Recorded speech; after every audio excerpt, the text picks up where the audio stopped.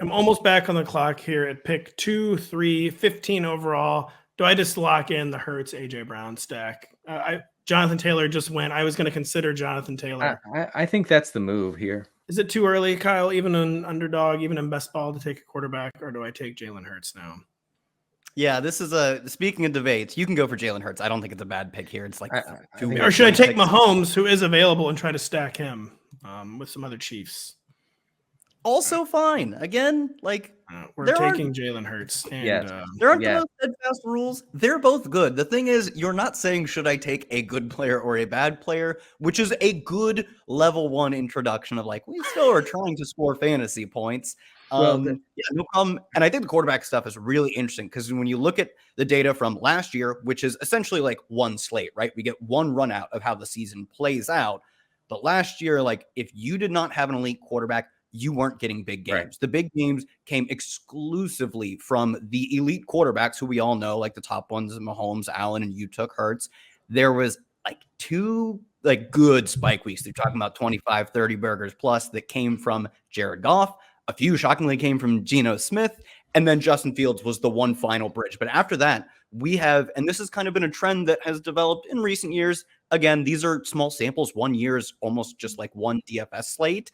But small sample acknowledgement, we seem to be getting a lot better at predicting who the good quarterbacks for fantasy purposes are. I think there's a few things that go into it. Rushing, we just have like, it's easy to say, oh, a healthy Lamar rushes for like 900 yards as a floor. That's not fluky touchdown efficiency that a lot of times we saw pop up with the pocket passers of the 2010s. That is just inherent to his game. And then I think there's something to the fact that like Mahomes is the best quarterback ever. So it's pretty easy to say. Denny, it seems like you're sitting on a foot, Denny. What is it? Yeah. Well, I just want to say about the reason I wanted to go, I urge you to go Hurts over Mahomes is because we know that the Philadelphia target tree is so condensed between really Brown, Goddard, and Smith that to me is a better stacking avenue than getting Mahomes and a non-Kelsey guy, you know, like, oh, well, I guess Kadarius Toney or I guess Sky Moore maybe, or Rashee Rice, like hopefully they'll have some big games, which, you know, that's fair. And it's price adjusted. I get that.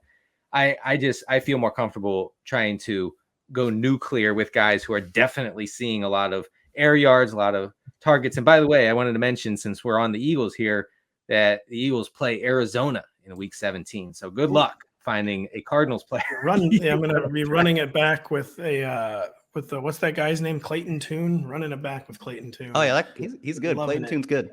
So Denny, by the way, the reason you wanted me to take Jalen Hurts over Mahomes and nothing to do with stacking is you do think Jalen Hurts is a better quarterback than Patrick Mahomes, right? I think he's the best of all time. Yes. Good.